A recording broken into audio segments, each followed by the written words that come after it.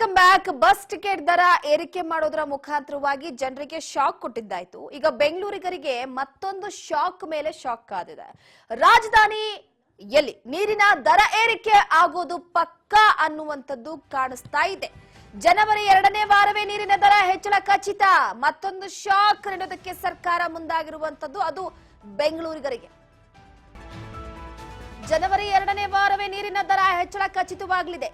ನೀರಿನ ದರ ಏರಿಕೆಯ ಬಗ್ಗೆ ಜಲಮಂಡಳಿಯ ಅಧ್ಯಕ್ಷರು ಹೇಳಿಕೆಯನ್ನ ಕೊಟ್ಟಿದ್ದಾರೆ.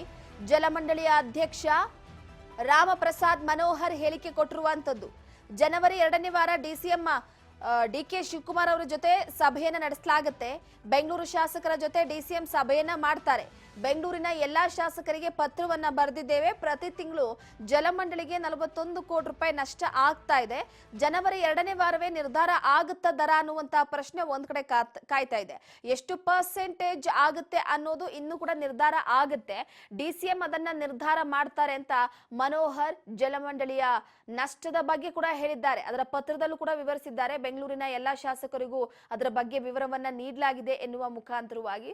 ಸೊ ಒಟ್ಟಾರೆಯಾಗಿ ಈಗ ಮತ್ತೆ ರಾಜ್ಯದ ಜನರಿಗೆ ಬಸ್ ಟಿಕೆಟ್ ದರ ಏರಿಕೆ ಮಾಡುವ ಮುಖಾಂತರವಾಗಿ ಒಂದು ಕಡೆ ಶಾಕ್ ಕೊಟ್ರೆ, ಬೆಂಗಳೂರಿಗರಿಗೆ ನೀರಿನ ದರ ಏರಿಕೆ ಮಾಡುವ ವಿಚಾರಕ್ಕೆ ಸಂಬಂಧಪಟ್ಟಂತೆ ಮತ್ತೊಂದು ಕಡೆ ಶಾಕ್ ಕೊಡೋದಕ್ಕೆ ಜಲಮಂಡಳಿ ಮುಂದಾಗಿದೆ. ಅದು ಕೂಡ ಡಿಸಿಎಂ ಡಿಕೆ ಶಿವಕುಮಾರ್ ಅವರ ನೇತೃತ್ವದಲ್ಲಿ ಸಭೆಯನ್ನ ನಡೆಸಿ ಎಷ್ಟು ಪರ್ಸೆಂಟ್ ಏರಿಕೆ ಮಾಡ್ತಾರೋ ಗೊತ್ತಿಲ್ಲ.